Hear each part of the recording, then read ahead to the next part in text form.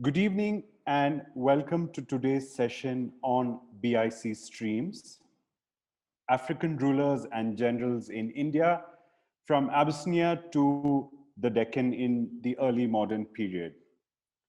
Joining us today are our panelists, historian Omar H Ali, who will be in conversation with researcher and writer Anirudh Kanisetti.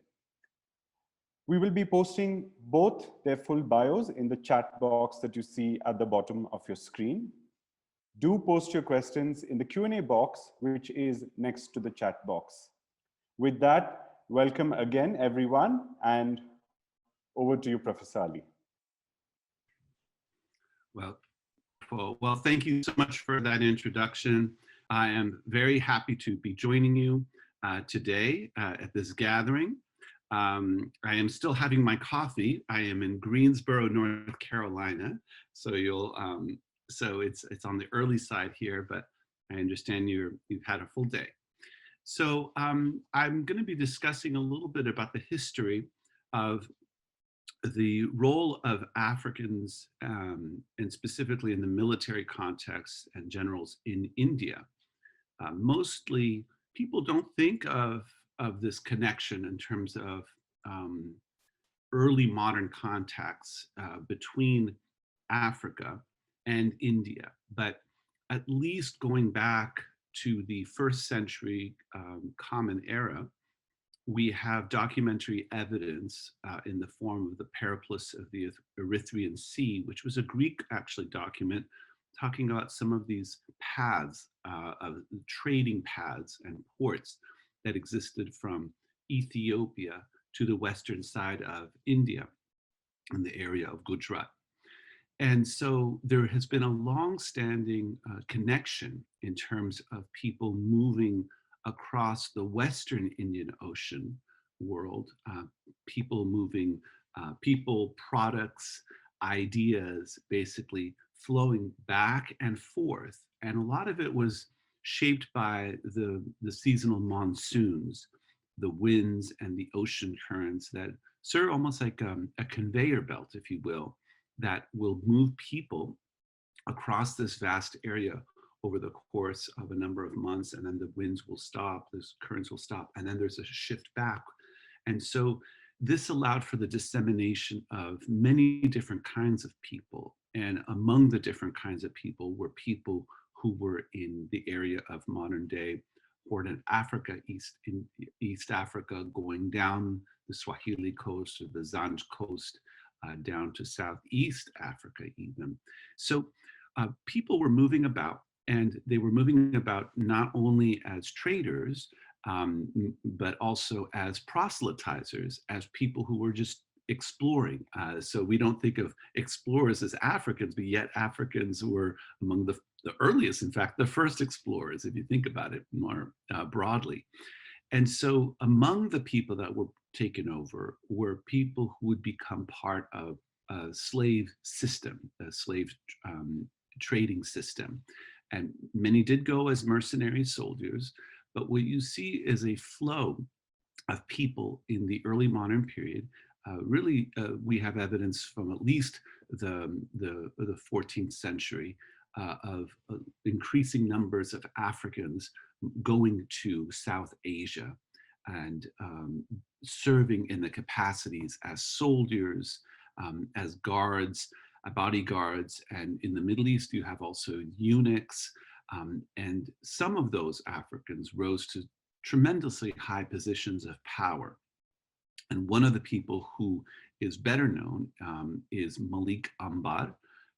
I wrote a book about his life some years ago that was published by Oxford University Press called Malik Ambar, talking about his life and how he came from Africa and rose to prominence. But there were a number of Indian authors who had written about his life, and I was really building on their tremendous work, and several other scholars who had pieced additional aspects of his biography together. But I think before we delve into the Africans arriving in India, I think it's important to say a little something about who they are, because I think oftentimes we clump Africa as sort of this mass, and yet Africa is the most diverse place, certainly in terms of our genetics, in terms of our racial, if you will, diversity. And as we know, there is only one race, the human race, but we do think in racialized terms, especially with the advent of the transatlantic slave trade, much of those ideas having been grafted into the Indian Ocean world. But there were forms of race that people identified, that they identified people phenotypically, but not just phenotypically, people were identified by race in other ways as well. If we really want to pan out in terms of world history, people were sometimes categorized by what they ate, as was the case in parts of East Asia.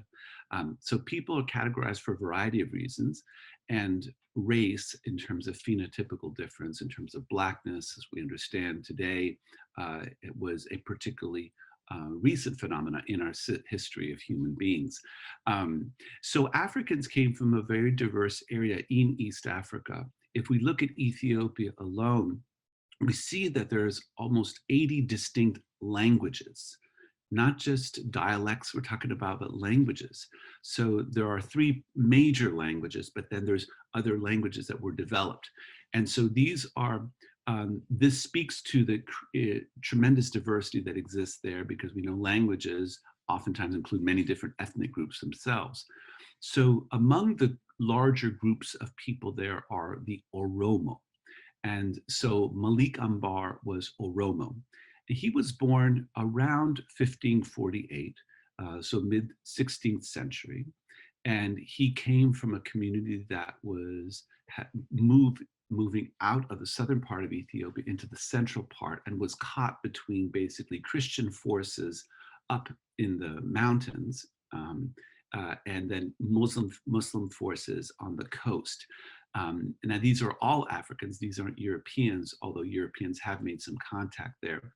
So you have the Oromo as one of a number of different groups of people, and people conducted their economies in different ways. Some were traders, others were pastoralists, others were agriculturals, engaged in agriculture in other ways.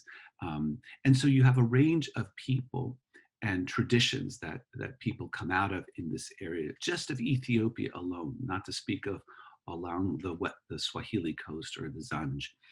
So around that time, his family were basically caught in these crossfires, and he was sometime in his early life captured, enslaved, and taken to the coast.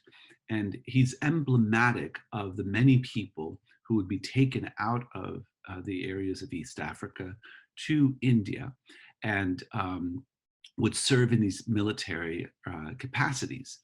And so he ends up going from Mocha, right, in southern Arabia, up to Baghdad.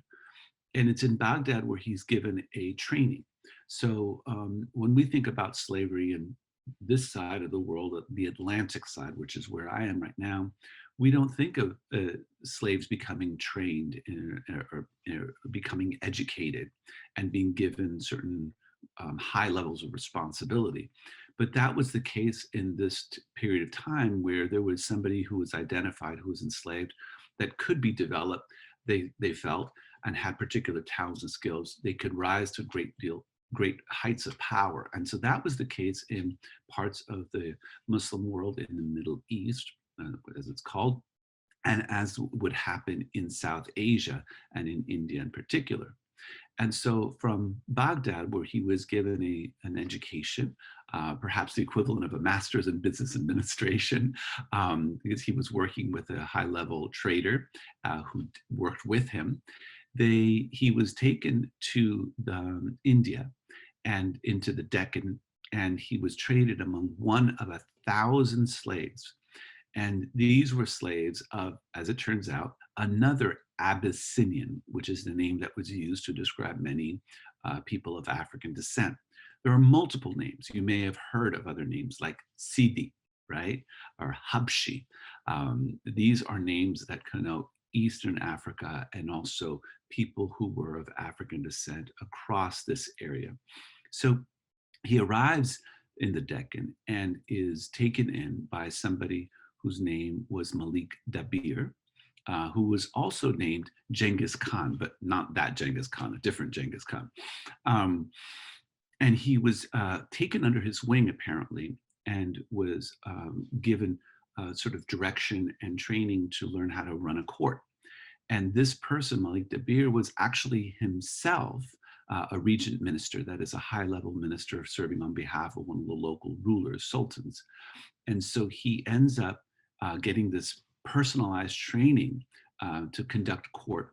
And when his now master, that is Malik Dabir, that is Malik Ambar's master, passed away, his wife ostensibly freed him.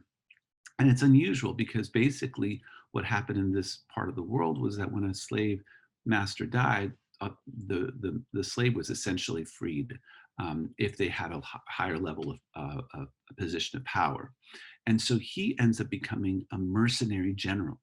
And he amasses troops. He is obviously a kind of charismatic leader who's very smart, very skilled. He's able to bring together a number of different people from different backgrounds, which was not totally uncommon at this time.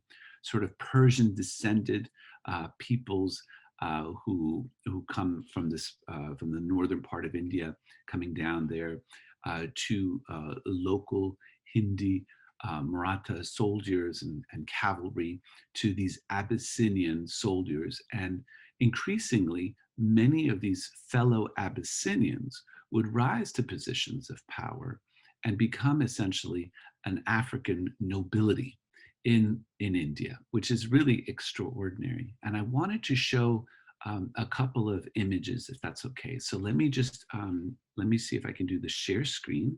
Give me a moment, please. Okay, I'm assuming that you can see this. Yes, we can see. Oh, okay, very good. So this is an image of Malik Ambad, a portrait of him that was painted. There were about four portraits of him. One of them is disputed as to being his son, Fateh Khan. But we know that this was one of the portraits of him. And he would rise in power in the turn of the 17th century. And for a time before he rose to power, he actually worked under Chand Bibi, who was a famous queen, as many of you know. And she basically was somebody that was trying to defend this area of India, the Deccan, the large area plateau, from the incursions of the northern imperial Mughals, who were also Muslims, but were also imperial and trying to expand their realm of power. And so Malik Ambar would emerge as a powerful military leader and then would become the de facto ruler of the Sultanate of Ahmednagar, which was one of the 5 kingdoms, sultanates in this area.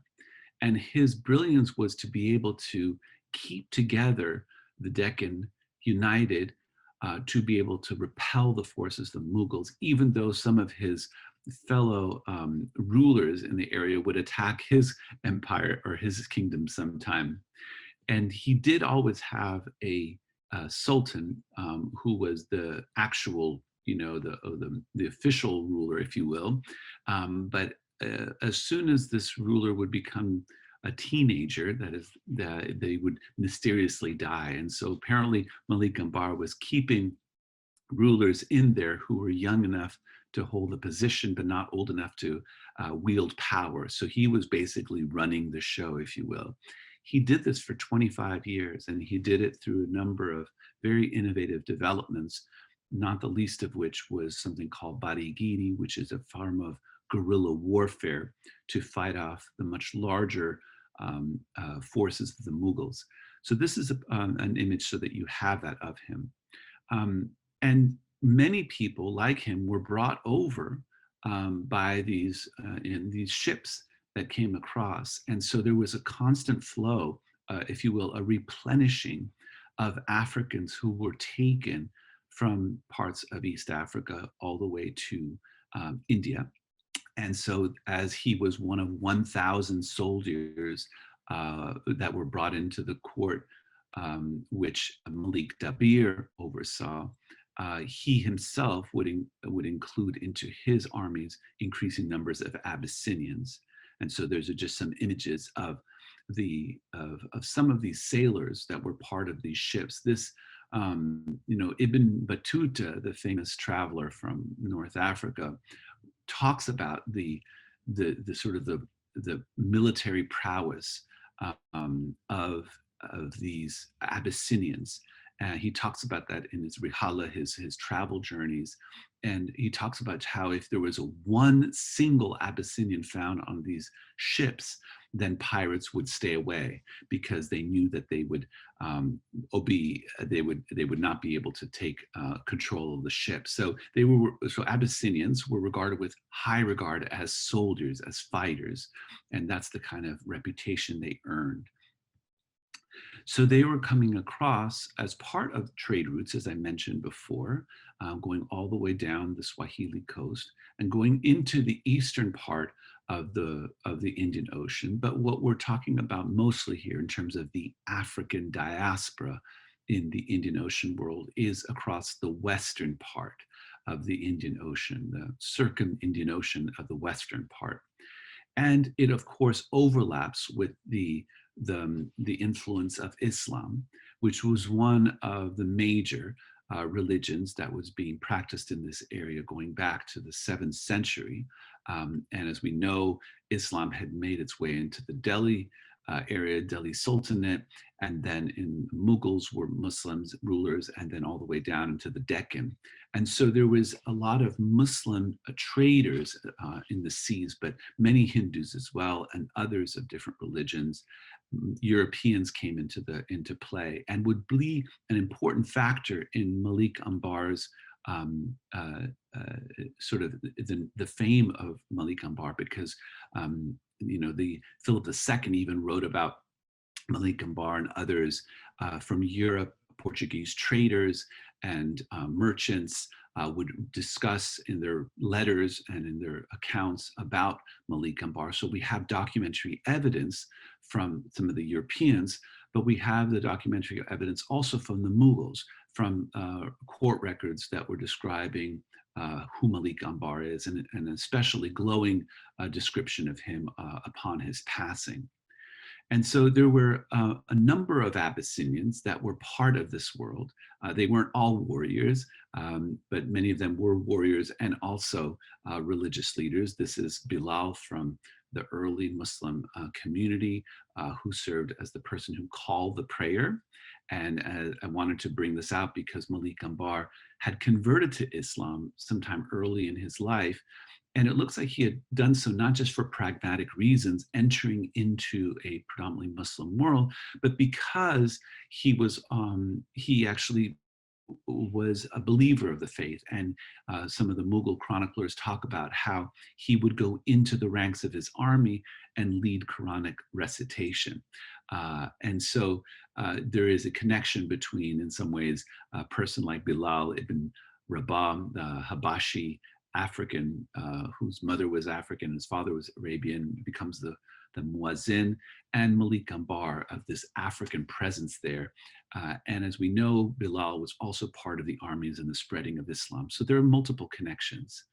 And so you have this flow of Africans coming out, continuously replenishing the ranks of the military, and many of them rising to significant levels of power, many of them enslaved, but many also coming on their own volition as mercenary soldiers. One of Malik Ambad's contemporaries, Ilyas Khan, here depicted in a portrait, shows just how what esteem many of these Abyssinians commanded, the respect that they had here. Here he is offering a petition, so he's illiterate.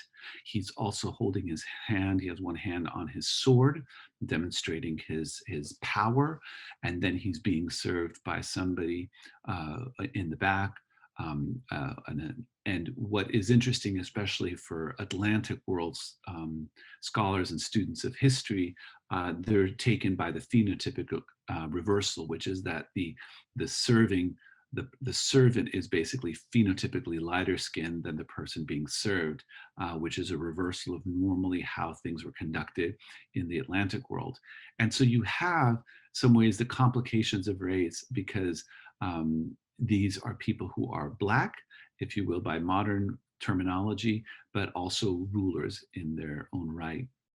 And these are some of the descendants of those who were the military slaves and mercenaries and even generals from the area of Gujarat, communities, Siddhi communities that exist today and are part of the mix of India's very colorful and rich tapestry of ethnicities and quote unquote races and peoples from different parts. And so you have these connections across the diaspora of rulers, and this is an image of the Atlas Catalan from 1475, showing Mansa Musa, who was an important ruler in West Africa, connecting the Atlantic world role of rulers of African descent and their role as military personnel to that of Malik Ambad. So I wanted to share some of those images so that you had a sense of who some of these figures are. And there's much to say about, you know, the ways in which Malik Ambad conducted his rule. And I'll just say a few things because I think it's emblematic of his brilliance and speaks to the phenomena of Abyssinians in South Asia serving as generals and soldiers. And so one of the things that he was able to do, and I mentioned that he brought together sort of Persian descended peoples with Maratha cavalry and Abyssinian soldiers. So his armies, as they grew in the early 17th century, were again, by modern standards, multiracial, multi-ethnic.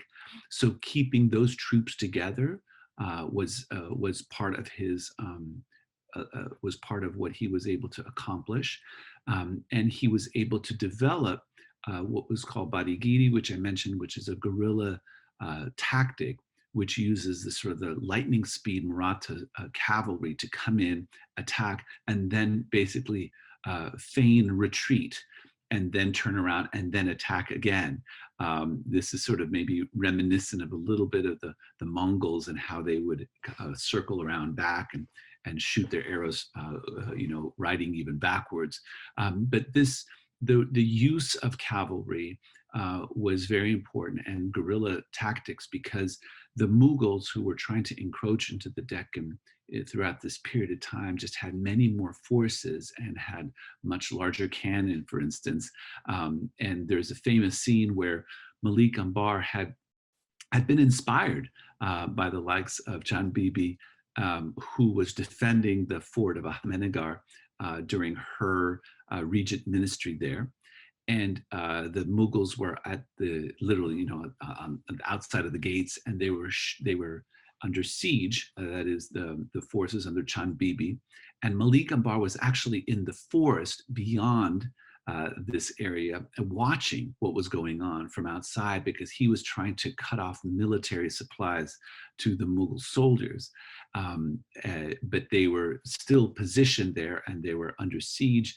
And Chand Bibi famously, when there was a breach in one of the walls, was able to, sort of, instead of running the other way with her bodyguards, turned and put on some armor and then apparently a sword and sort of attacked the breach. And then her soldiers turned around and then tried to fight them off. Ultimately, they were taken over, but her heroism was legendary. And Malik Ambad was somebody who had served under her and was probably inspired, I argue, by her sense of independence of the kingdom or sultanate of Ahmednagar and the Deccan as a whole. And so he would inspire others through those kind of that bravery, but also through really intelligence in terms of fortifying existing fortresses once he was in control as regent minister, deploying a very large communications network, if you would, a spy network to basically get as much information across the realm. He also made advances and innovations in agricultural development by giving the local populations more control over their own sort of profits, that is their own harvests. And so by doing that, people were more invested in growing, and there was more resources to feed the armies and grow the kingdom and defend it. And so he did a number of things as an administrator and as a general and as a ruler. And when he passed away, he was actually given a tremendously, I'm going to quote it, if you will, if you don't mind. I'm just going to grab my book here and find it, how the Mughals actually thought of him, because there's no greater compliment in terms of the characteristics that one may have than coming from, if you will, your own enemy. And so he was clearly somebody who was commanded a lot of respect. And let me just find this this section here where there's a reference to when he passes away, in which the Mughal chronicler at the time describes in 1627, intelligence now arrived at the death of Ambar, the Abyssinian, in the 80th year of his age.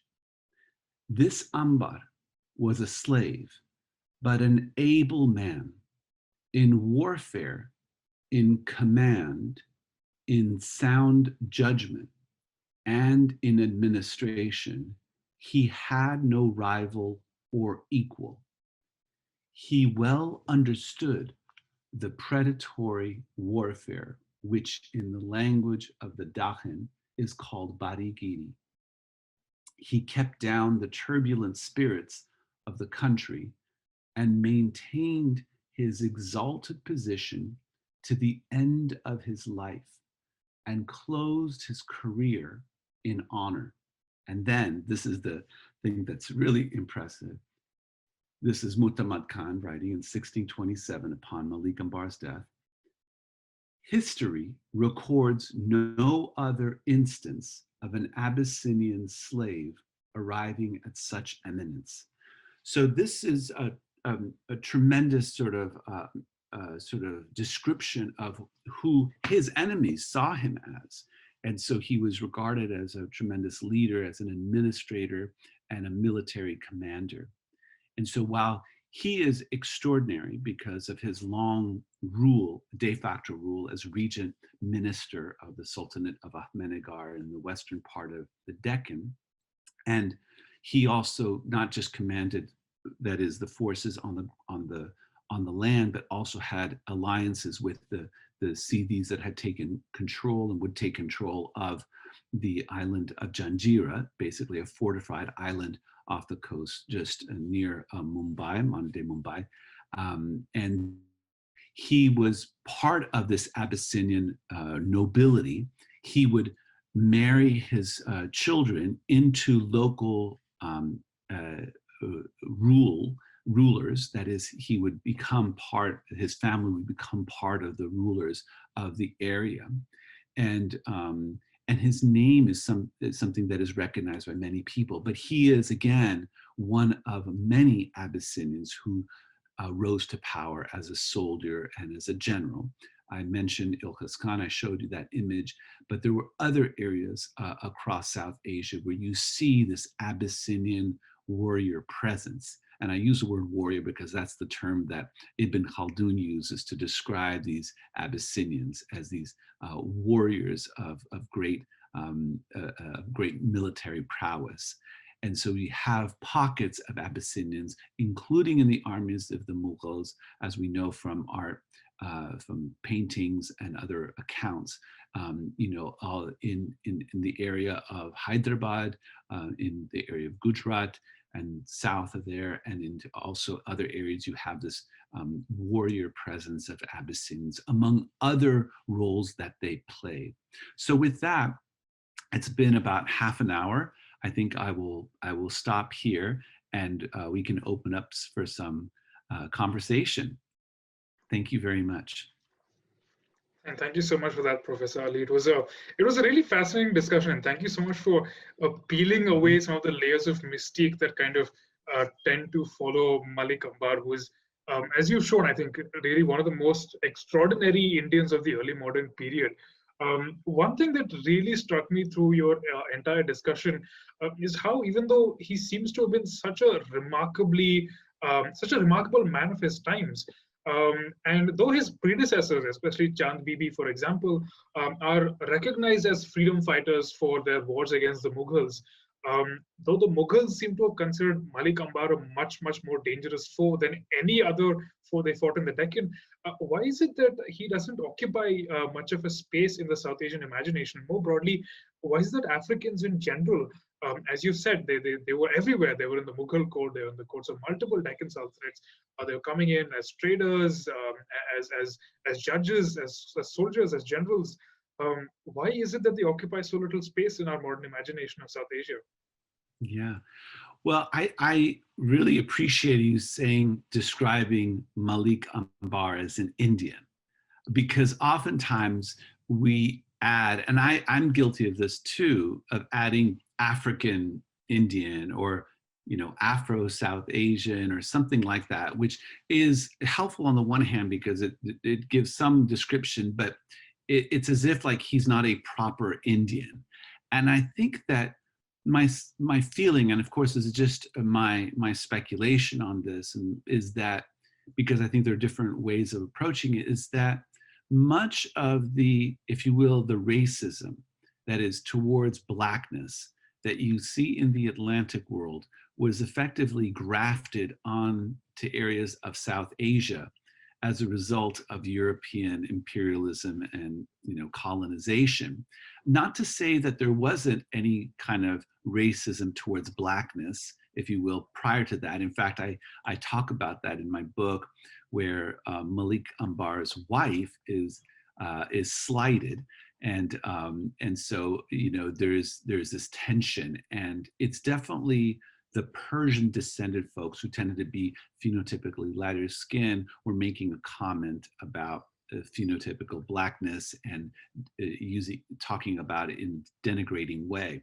So it's not as if there was no racism in the world before this towards Blackness. There was, and I'll just point to one important event, which was effectively 1,000 years before the Great Haitian Revolution, which many of you may know about, was a great revolution in Haiti in the Caribbean against the French imperial powers and others.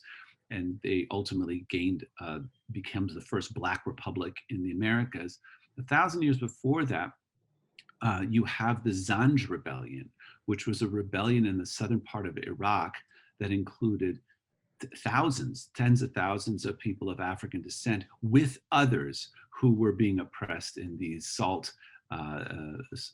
mines, basically these areas that were being desalinated to become agriculturally viable by under the Abbasid Caliphate.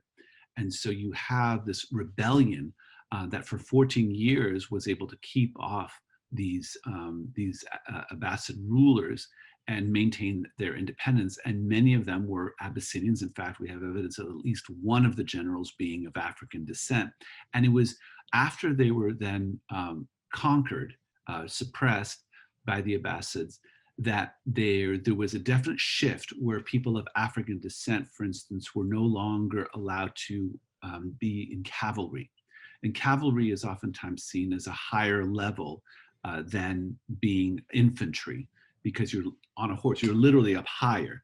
And so there were distinct ways of trying to, if you will, put Black people in their place, which again is more of an Atlantic world description. But the racism of the past will come into this area of South Asia. And I think that that's an unfortunate thing, despite the tremendous efforts by scholars before me from India who have elevated Malik Ambar's presence there and have done really the groundbreaking work. In some ways, I'm a synthesizer of what many others have written about, but I've also brought out much more of the African history that can be reconstructed from that time, and pulling out more of the social history, his role and connection possibly to Chand Bibi and others. So I'm the latest storyteller, if you will, but tremendous work by South Asian scholars themselves who really did critical work. But I think that that's one reason why. I think it's hard to compare Malik Ambar with Chand Bibi because Chand Bibi was just, I mean, she's so, first of all, there aren't that many women and who obtain that kind of leadership and are known as tremendously valiant fighters and commanders and rulers. But I think that that's part of it, that racism, if you will, towards Blackness. But it's also the case that he was viewed tremendously by generations thereafter because some of the commanders in his own army would inspire ultimately actually those who would follow Shivaji in their independence struggles. So there is a connection, if you will, almost from Chand Bibi to Malik Ambar to Shivaji in terms of the spirit of independence. But Malik Ambar is regarded well, and he is highlighted in some of the epics of the Hindu.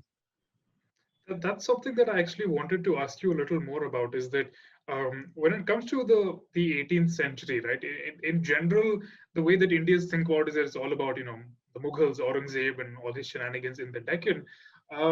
But as you pointed out, Shivaji's father, Shahuji, was one of Malik Ambar's officers. So you can really draw a clear line, not just politically, but also very clearly in terms of the military tactics that the Marathas were using to the way that Malik Ambar fought. Now, was this something that the Marathas ever acknowledged, or the Marathas also kind of erased this African element to the way that they fought? Well, I think that what's difficult is knowing how ordinary people think about things versus those who have the access and the privilege of being able to write it and having those sources maintained. So I think that there was a popular understanding of Malik Ambar's role there.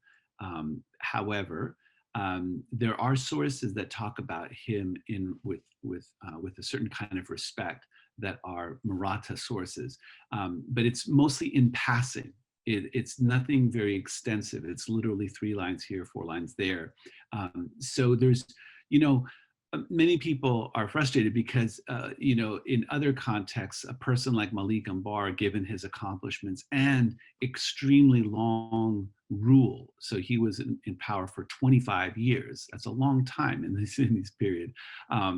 It doesn't have, in some ways, there isn't a treasure trove of his own accounts.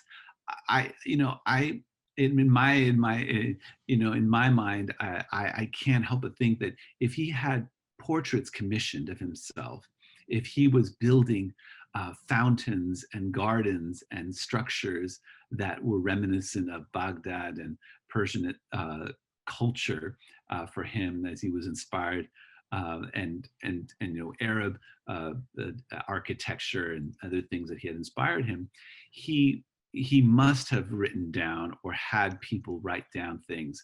They just simply haven't survived. And so we don't know. But is there the possibility that maybe some of these sources might surface? You never know. However, I think that there is a respect that is accorded to him from the sources. It's just that there isn't as much attention as he should, as he deserves, I believe. I agree. Really quite a remarkable man. Now let's kind of zoom out and tap into that thread you mentioned of his education in Baghdad. Yeah. I think that one thing that's very clear is that Islam had a fairly remarkable influence in bringing these Africans to India. Not just in terms of the conflicts that happen in Ethiopia, as you pointed out, but also in terms of the laws of the Muslim world, the culture of the Muslim world, and the many different religions within the Muslim world, such as the different sects of Shiism and Sunnism. So What kind of role did all of these play in the movement of Africans? Specifically, what kind of role did Islam play in all this? That's a really good question. And I think that an unfortunate thing that has emerged, and this has to do with the legacy of colonial, as a European colonial historiography and scholarship, which has come to describe sort of the equating the slave trade with Islam in this part of the world. We don't talk about the Christian slave trade in the Atlantic world, do we? We don't talk about it like that. We just say it's the Atlantic slave trade or transatlantic slave trade. We don't say it's a Christian slave trade, but in the Indian Ocean world, it's talked about as the Muslim or the Arab slave trade.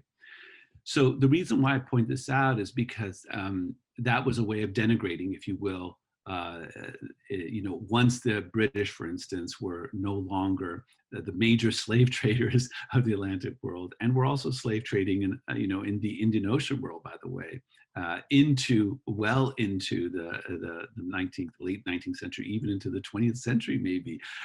We don't know, but there were definitely Muslims that were, carrying the bodies of Africans who were enslaved, because they were also part of trading networks that were bringing other kinds of things.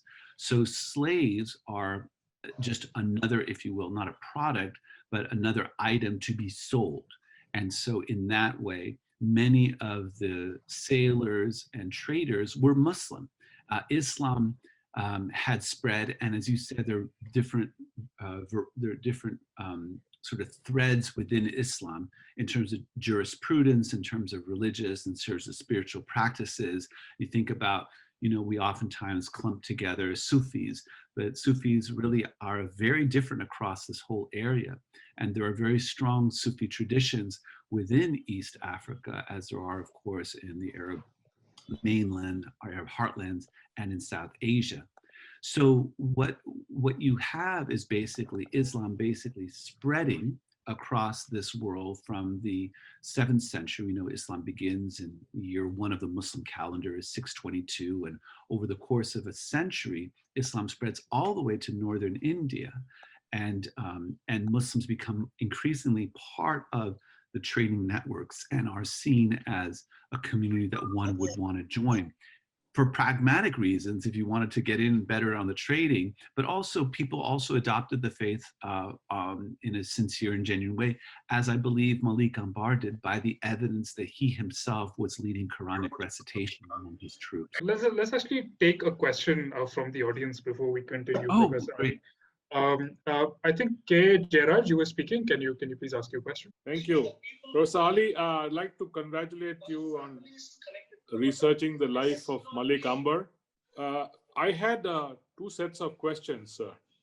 One was, can you speak a little bit about the influence of the, what you call the Africans on the court of the Adil Shahs, and specifically whether there was a division in that court owing to the preponderance of the Africans vis-a-vis the so-called Deccanese? That's one question. And the other was that, you have done us a great service by researching on the life of Malik Ambad. Likewise, there are other great historical figures in the Deccan, medieval Deccan, who are kind of languishing for want of scholarly attention. One of them that comes to my mind is Muhammad Gawan of Bidar. So I was wondering whether you could respond to both these points. I will try. There are definitely tensions within the court of the Adil Shah. There's, as I had mentioned, Malik Ambad had personally encountered some, if you will, what we would describe as racism in his family, perpetrated by the wife, the Persian descended wife of the ruler, who was apparently mistreating another of the wives of African descent, and so there was some tension there. We don't know the extent to that. I think that more positively, what I would say is that Malik Ambar and others were able to keep together a very powerful coalition, which Chand Bibi had in some ways played a pioneering role, because, as you know, sir, the Deccan was made up of many different political forces. There were at least 5 different kingdoms, major kingdoms there, that were comprising that area. And Malik Ambar was the regent minister of one, as was Chand Bibi. In fact, she was regent minister of 2 of them at different points. And so the way that I think about it is, in some ways, I try to emphasize on how this extraordinary ability of keeping together this coalition that included a number of very powerful Abyssinian nobles. And I showed the portrait of one, Ilkis Khan. And I think Ilkis Khan is probably somebody that we could do more work on. As you mentioned, there are other figures there. So I think that what I was trying to do is trying to bring out in my biography, and also in a 3-volume study called Afro-South Asia in the Global African Diaspora, which I was co-editor on recently with 3 wonderful colleagues, somebody who's an art collector, Ken Robbins, and somebody who's coming out of the University of Chicago, Jasmine Graves, and Behrouz Shroff, whose work is on documentary film. And it was an interdisciplinary 3-volume set that brings out many different, actually, peoples that are lesser known. And I, in some ways, on the one hand, you want to give Malik Ambar the credit that he is due, I believe, but also you don't want to be overly focused on him. So I'm of 2 minds, and anytime speaking about Malik Ambar, because he seems to outshine many of the other figures that are part of that. But our 3-volume set basically does bring out the lives of many other figures from this area over a long period of time, from the early modern period through the modern period. I wanted to just be mindful that there's like at least a dozen others that have questions. So I just wanted to maybe we could try to address some of those other questions, if that's okay. Sure. Sujata, can you unmute yourself, please? I wanted to just say to anybody here that please feel free to contact me. I don't want to cut my responses short, but I also just want to encourage as many people to participate. Yeah, so please carry on. I'm sorry to interrupt you. Good evening, Mr. Anirudh. Mr. Ali, you mentioned earlier in today's discussion that people were categorized inter alia by the food they ate. That was interesting. Could you explain a little more about this, and whether the food concepts influences also moved from Africa to India, vice versa? Oh, right. Yeah. So the example I was offering is actually something that was described by some of the scholars looking at racial construction in East India and in East Asia, forgive me. So it wasn't something specific to South Asia or East Africa. But I suspect that there are distinctions. I mean, if you think about it, like, right, food that's halal, right? That is a form of othering, right? Now, we don't think of that being the determining sort of way of characterizing racial distinctions, but food does play an important role in terms of how we characterize who we are versus other people are. But what the example I was offering was something that comes from East Asia, and that was between people who ate raw food and those who ate cooked food. And that's one distinction that was very important. But I think there are these fascinating sort of histories to be uncovered and to draw out regarding food pathways, foodways as it's called, and cuisine, which can really illuminate, I think, world history and can speak about these issues of power and trade and religious traditions. So there's a lot of interesting work to be done there for sure. Thank you, Professor. Mr. Rajaram Bhatt, can you go ahead? I was wondering about the extent of the slave trade between Africa and India, and also if there were many other African rulers in India and from other regions other than Abyssinia? Very good. So just to say, the term Abyssinia was used to cover certainly the area of what we think of as today as Ethiopia, but was sometimes referred to areas beyond that. So certainly into the areas of Kenya, into the Sudan, many people who were coming from that general area and essentially across the Horn of Africa were regarded as Abyssinian. And the terms for people of African descent also included Habshi or Habash, and also Sidi, which have very interesting etymological sort of histories there. But there was a long-standing sort of connection between East Africa and India, as I mentioned. I'm trying to remember the first part of your question because I got focused on the Abyssinian part. Would you mind repeating the first part? Yes, I was wondering about the extent of the slave trade. I mean. Oh, right. Thank you very much. So what we know, where the scholarly consensus is at right now, is that approximately 4 million Africans from across East Africa and down were taken across the Indian Ocean world as enslaved peoples over the period of about 20 centuries. Because again, we have knowledge of trade going on at least in the 1st century. So we might assume that there was some slaves there were some slaves taken there, but the vast majority appear in the early modern period. And the period basically from, as I mentioned before, from like the 14th century up through actually the 19th century. You have a trickle of people coming in even that late. And actually slavery was still legal in Saudi Arabia as late as the 1960s, the 1960s, not the 1860s, the 1960s. So there were many Africans taken out. Now, not in the same numbers as in the earlier period.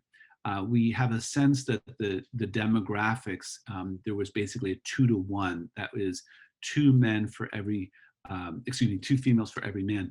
So there was a desire to bring more African women over time in order to basically have domestic servants and concubines in different parts.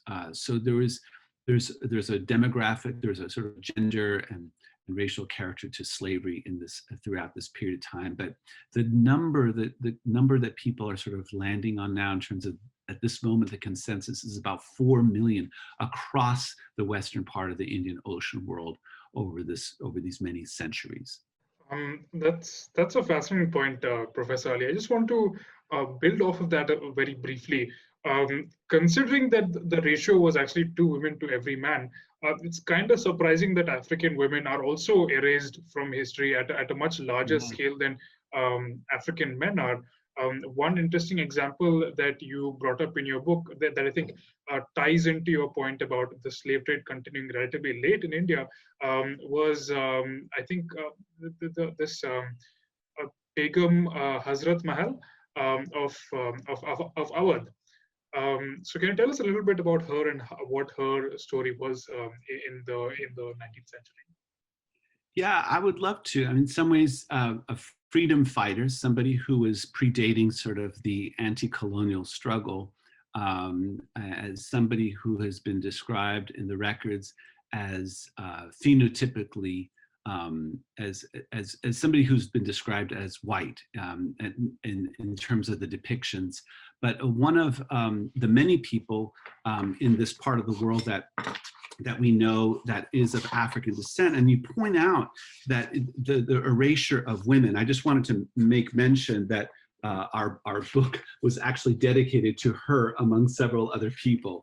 We were so enamored by her. But let me just say something very quickly about gender. So this is a very important point. So women were brought in at higher rates, apparently, over a period of time, even though we have a lot of the evidence in terms of the portraits and what have you of men for domestic servant purposes. But think about that today.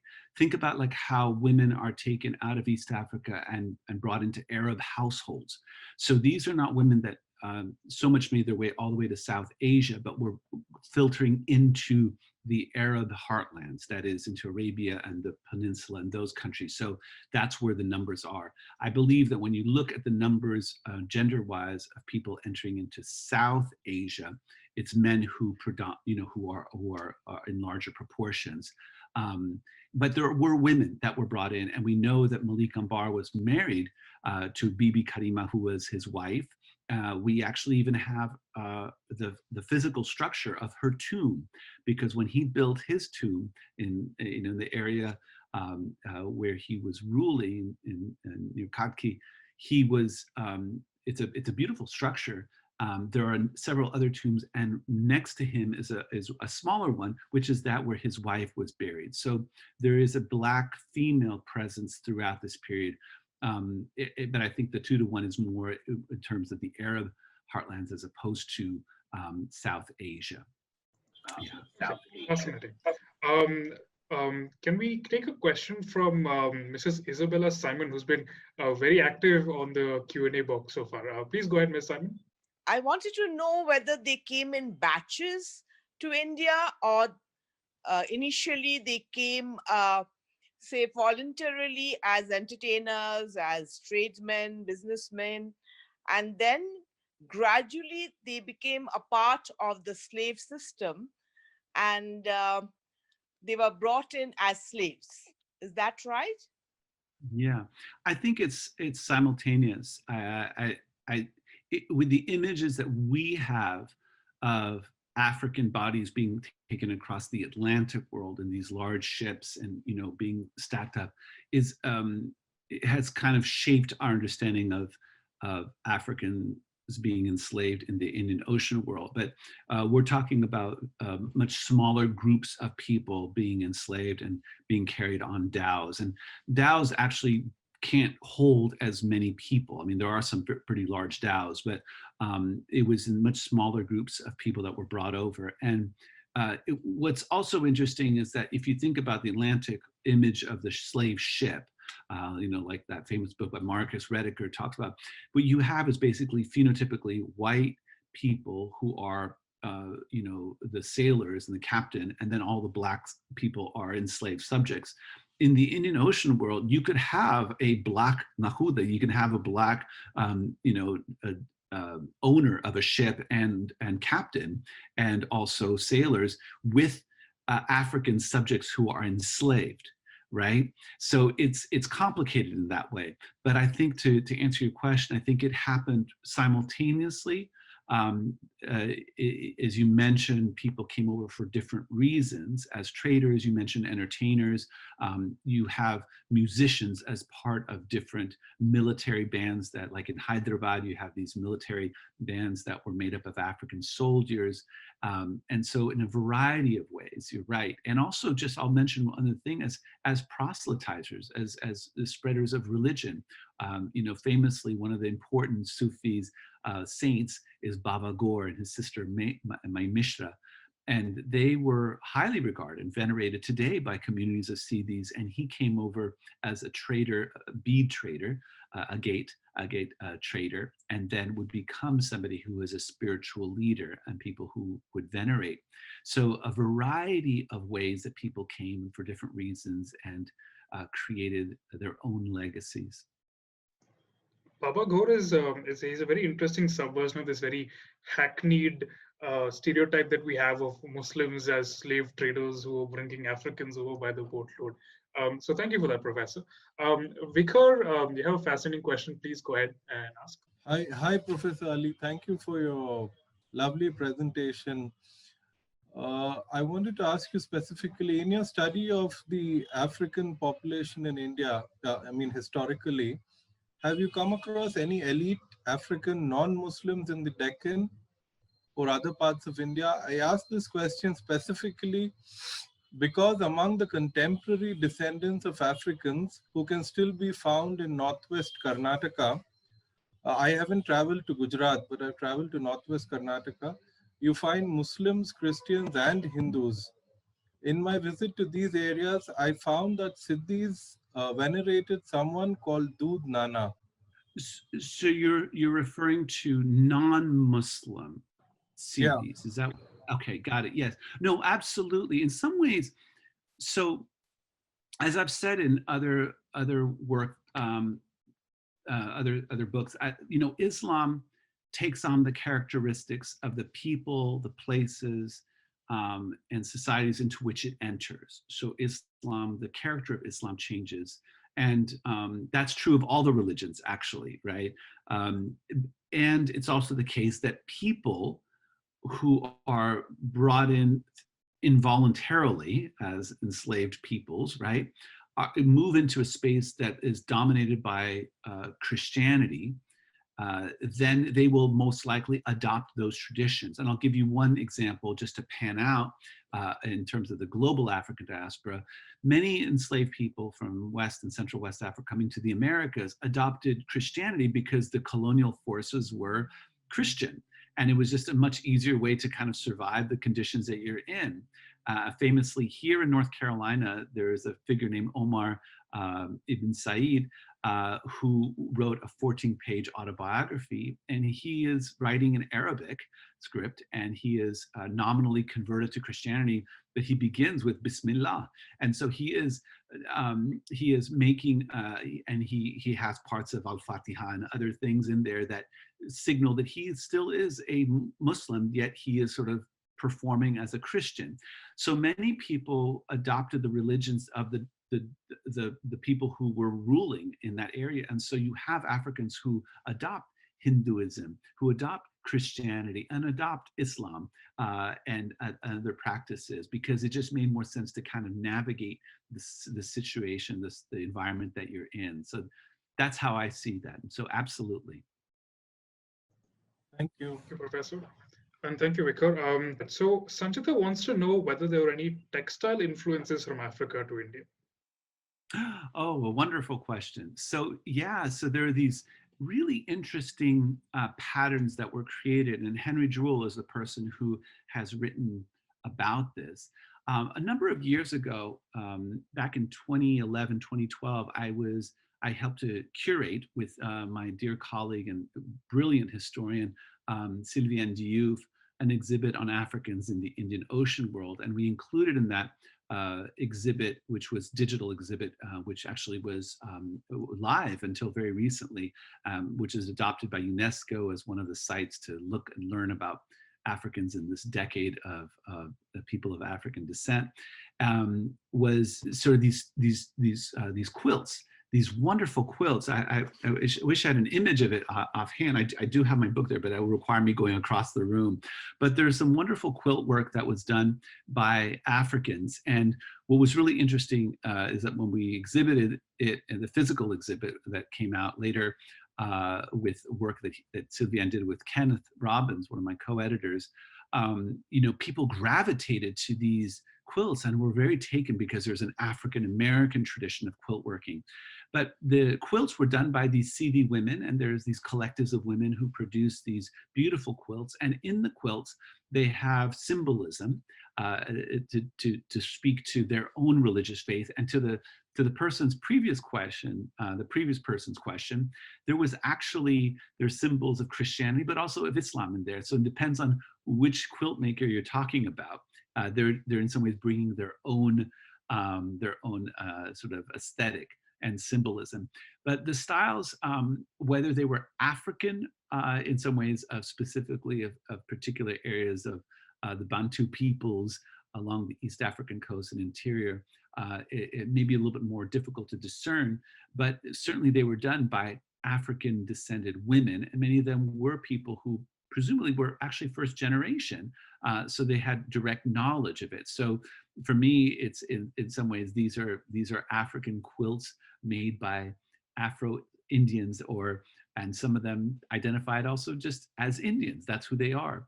It's interesting to know when we look at Sri Lanka that we have these Siddhis, Habshis, and they call themselves a term which is used in a derogatory way in South Africa or southern Africa. It's called kafir, which is not a nice word. It's actually like the N word in the United States to describe Black people, but has been used and adopted, if you will, has been appropriated by these Siddhis in Sri Lanka.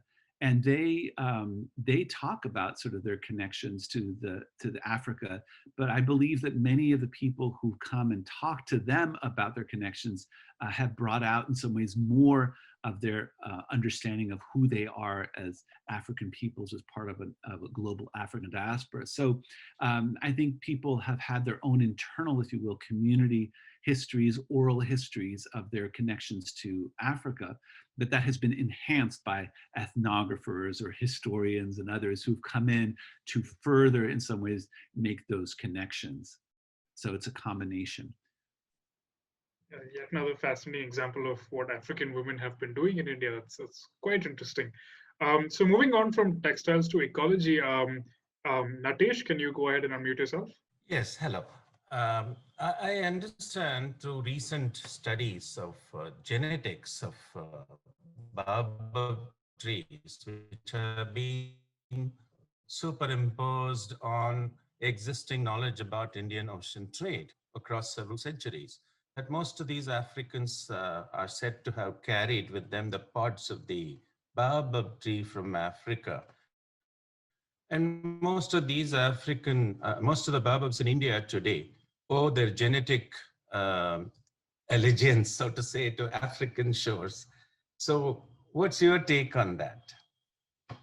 I don't honestly know so much about this area. I would actually maybe ask you if you could email me and we could have conversation about it, but I don't know that much about this particular area. So I'll be eager to find out more if you would be willing to share with me.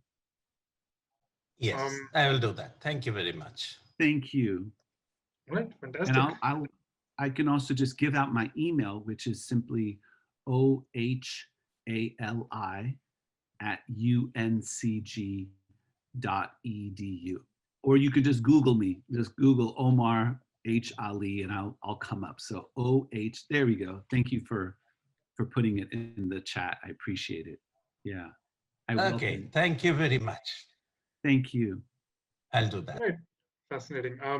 So I have a question of my own that I wanted to ask you, Professor. And you mentioned a little earlier how multi-ethnic the Indian Ocean trade was.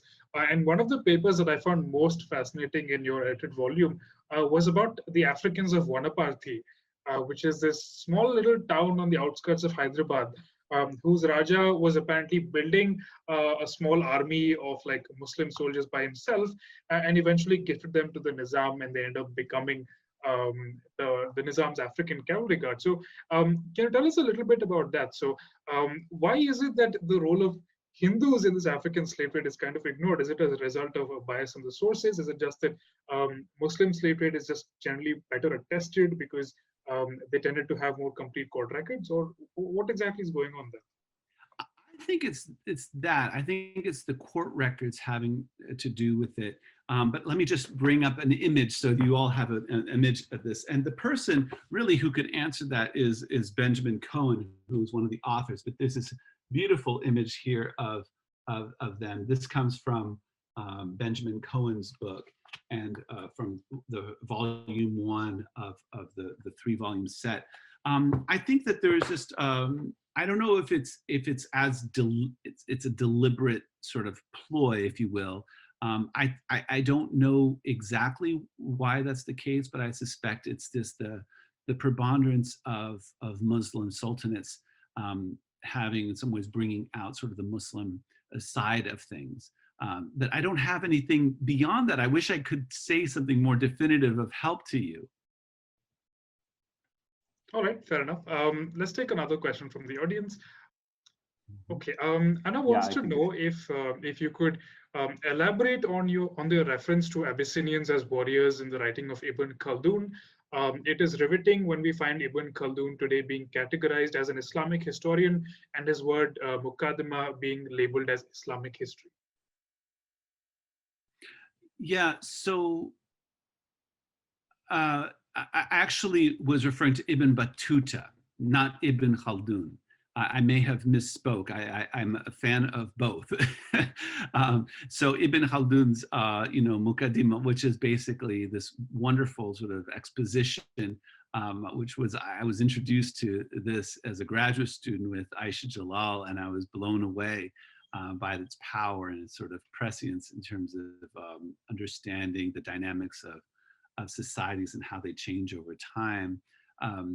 And so what I was referring to was actually Ibn Battuta, and Ibn Battuta was the legal scholar, would be probably a stretch, but he was a judge, Qadi, and he was a traveler throughout the Indian Ocean world who wrote in his Rihala, his travel journey. In fact, it was dictated when he returned finally to North Africa. But he talks about these Abyssinians as these fierce warriors that were to be feared, and that if there was one found on a trading ship, pirates would stay away, knowing that they would not be able to overtake the ship. And then there's other instances of people talking about these Africans serving on these ships, so that corroborates sort of Ibn Battuta's words. And we know about Janjira, which I mentioned to you, which was a fortified island off the coast of Mumbai, which had connections with rulers on the coast, but that was ruled for a century or longer by basically African peoples, and so there's multiple instances of Africans on the high seas serving as soldiers or commanding ships across this way. Across that way. And the rulers of Janjira, as the book points out, were one of the few polities to successfully resist all colonial powers as well as all Indian powers who wanted to take them on at sea, including the famous Angres of the Marathas. So very interesting. Exactly. Very interesting. Yeah, thank you for pointing that out, because they were really fending for their independence against all of them. Yeah. All right, so we have time for one final question. Sarveshan Kumar, please unmute yourself. Hello, can you hear me? Yes. Yes. Oh, okay, thank you. This is fascinating, especially, I'm actually South African, and this year marks the 160th year since, the Indian indentured laborers arrived in South Africa. So we're all celebrating that year. So it's interesting to hear the Africans going to India as opposed to the Indians coming to Africa, to South Africa specifically.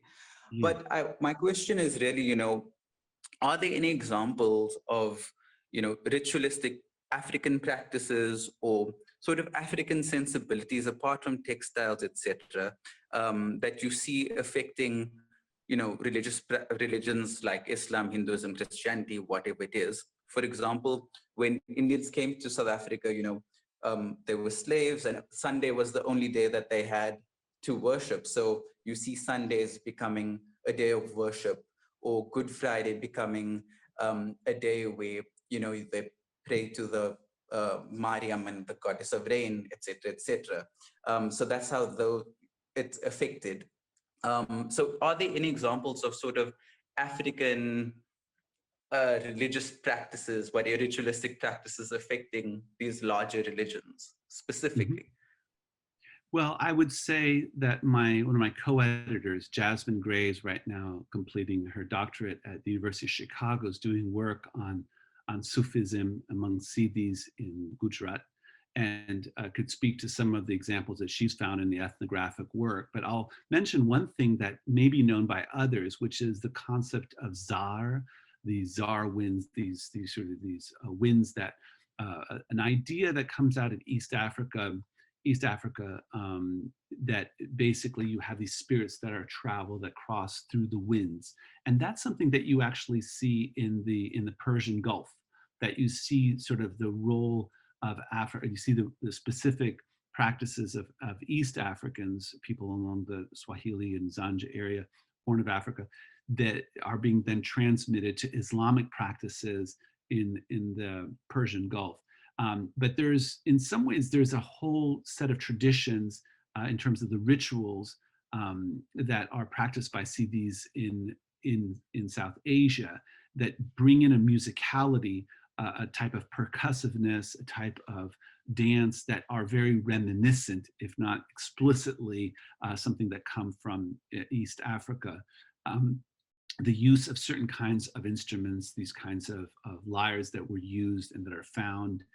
So there's musical influences in the carrying out of ritual practices of Islamic societies that are Siddhis in these areas. And what's also interesting, just we mentioned Baba Gaur, is that it's not just Siddhis that come and venerate him. There are people who are non-African descended people who venerate him and participate in some of these rituals. So there is a trickle effect. There is an impact of influence of African cultures and peoples and ideas and ways of being in South Asia. Thank you so much. And thank you, Professor Ali. I'm afraid we're out of time. I'd like to thank the audience for all their fascinating questions today. I'm sure that, as Professor Ali mentioned, you can email him if you have any further questions. I'd highly recommend to all of you to get your hands on a copy of his edited volume, African Rulers and Generals in India, which is the first volume of his series on Afro-South Asia and the global diaspora. So please check it out.